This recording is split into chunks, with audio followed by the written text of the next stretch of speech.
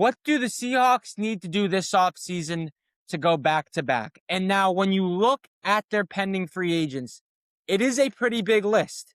And it's a list that has some really key contributors, especially on the defensive side of the ball. Kobe Bryant, Josh Jobe, Rashid Shaheed, Kenneth Walker, Tariq Woolen. That's a lot of dudes, man. Bright side, they have $74 million in cap space. If I'm Seattle, I'm bringing back Josh Jobe. I'm bringing back Kobe Bryant. I'm bringing back Kenneth Walker. You can let Tariq Woolen walk. He's your worst corner in coverage, and he almost cost you the NFC Championship game. Rashid Shaheed is tough to let go, but when you think about the guys they have, the young guys they have, they're going to need big contracts coming up. You're best to save your money. I think they extend JSN this offseason. It's better to pay these elite guys earlier than later because with the salary cap inflation, all that happens is contracts get more and more expensive. You just led the league in receiving yards. Do good on him. Extend him. Extend Sam Darnold, and then bring back Kobe Bryant. Bring back Josh Jobe. Bring back the Super Bowl MVP, and you're still looking around roughly if you make all of those re-signings. And I don't know what the numbers would be if you extend JSN and Sam Darnold this year, but just by bringing back those core key guys that I mentioned, you're looking at still roughly around $35 million in cap space on a per year basis per Spotrac, going off of what Spotrac has those guys market value at. I think that's a good plan. You still have a really good secondary. You still have K9. I think that's the way to go about this thing here. Think about the secondary without Tariq Woolen, if you're a Seahawks fan. Julian Love, Kobe Bryant as your safeties. Spoon, Josh Jobe, Eamon Warrior as in the slot safety role.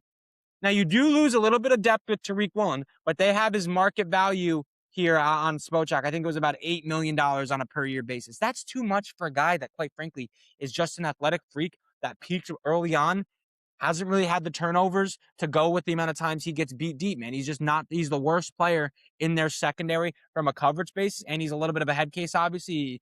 4th and 12, and we're committing 15-yard the personal fouls. You're going on the Rams sideline in the NFC Championship game. That's just not a good idea. But what I really think the most important thing that Seattle does this offseason is extend Jackson Smith-Njigba. You have $74 million in cap space. JSN just led the NFL in receiving yards. Salary cap is just going up. These players are just going to keep getting paid more and more and more. You're just going to see market reset after market reset. It's better to pay these guys early. Go look at what the Broncos are paying Pat Surtain, who's the best corner in football by a decent gap. He's not even the top 2 paid corner on a per-year basis in the league.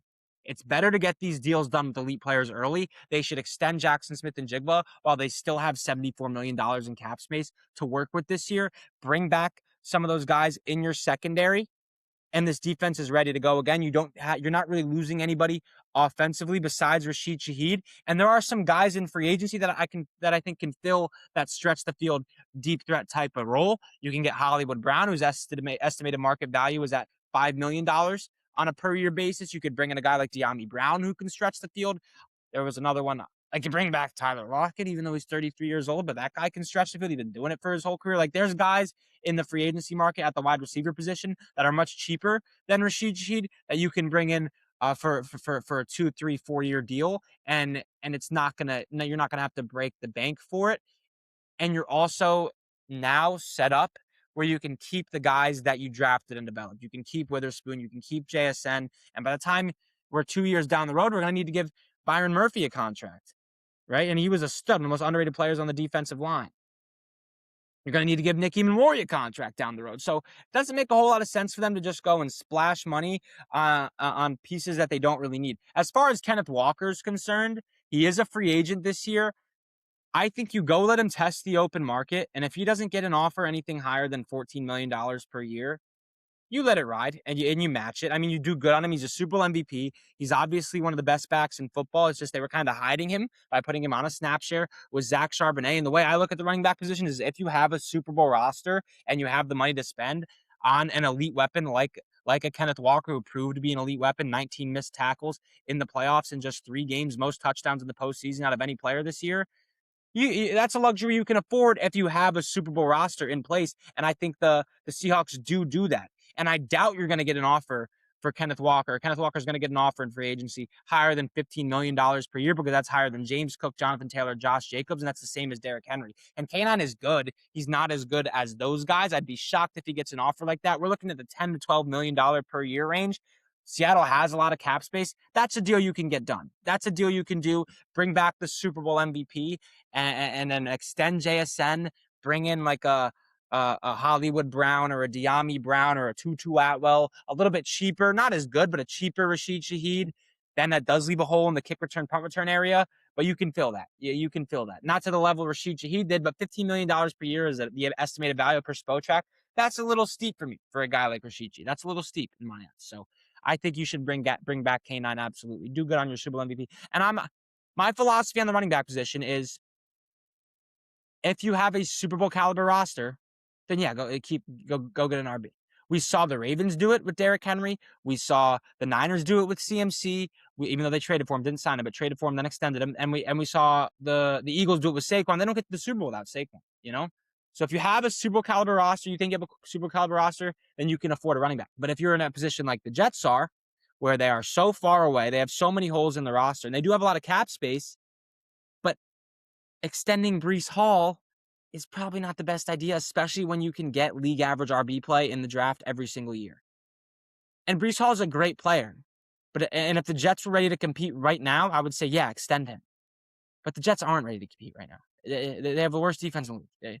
There's not a single player on the defense, on the Jets defense, that you can look at and say, that guy's going to be elite. Besides maybe Will McDonald, but he's horrible in run defense. Not to make this a Jets thing, but I'm just saying, like, if you're a team like the Jets, if you're a team who's another bad team with a good running back, the Dolphins with Devon Achane, like, they're good players, great players. Extending them, I don't see the value in it if you have so many holes elsewhere you need to fill. But that's not the case with Seattle. You have a good team that just won the fucking Super Bowl. You have guys that are on rookie deals or on team-friendly contracts. You have $75 million in cap space. You can bring back K9 on a 3-year deal worth $12 million a year. And you could load it in the front too, and then extend JSN, load it in the back. I'm not an accountant, but backload a JSN contract. So you pay K9 for the next few years, and then the JSN contract hits. Extend JSN through 2030, extend K9 through 2030, extend Sam Darnold through 2030, extend Witherspoon next offseason, extend Byron Murphy. What a draft class. So what a couple of draft classes they've had, man. Byron Murphy a year ago. Eamon Warry and Gray Zabel this year. What a draft class by Seattle. Franchise altering over the past 2 seasons. I think that's the best plan of attack for Seattle. Now, they do have only 3 picks. They don't have much to work with. They have the 132, 232, 332, and I think they have like a late 6th or a late pick in the 6th round. You can get a wide receiver at the 132. You can get a good wide receiver at the 132. I haven't done enough draft prep yet. We're going to get into some draft prep as we get further into the offseason, but I'm thinking like an Omar Cooper. I'm thinking, I don't think Lemon will be there. Maybe Tyson can be there because he's dropped. I think he's dropped on boards a little bit because of injury concern. I don't know. I have to go. A Casey Concepcion would be nice there. Like, I think you can get guys here. I have to look at a board. I haven't done any draft prep yet. That's coming. That's loading. But they don't have a lot of picks. So it's a good team to start out with because I don't have a board put together yet with players in the draft. It's a good team to start out with because they don't have a lot of picks. But the 132, there's going to be some receivers. Or if now this is not a good RB class, if I remember correctly. Good edge class, really good edge class, deep linebacker class. You could go Aiden Fisher or Rodriguez out of Texas Tech. Like, there's good linebackers to get in this class as well, so they could fill some depth pieces on the defensive side of the ball. You can get some good offensive linemen. Like, they need to shore up that right side of the offensive line, the right tackle, right guard position. I think there's definitely advantages that there's definitely holes they could fill from a depth perspective in the draft, but they have so much cap space and they have guys that they drafted, homegrown talent. Let's keep those guys here. Let's extend JSM. Let's extend Sam Darnold. Let's give K9 a contract and let's move forward. I think that's how the Seahawks should attack this offseason if they want to go back to back, if they want consistent longevity, consistent success. And I think they're in a really good spot. They are. That'll do it for today's episode. 32 episodes, 32 teams. Like the video, subscribe so you don't miss when I do your team next and how they should attack the offseason. Leave a comment if you disagree with anything. Subscribe to the YouTube. I'll talk to you guys later on YouTube. Spotify, man. What an episode all over the place. I love you guys, man. And I'll talk to you guys in the next episode of the Fire Sports Takes podcast.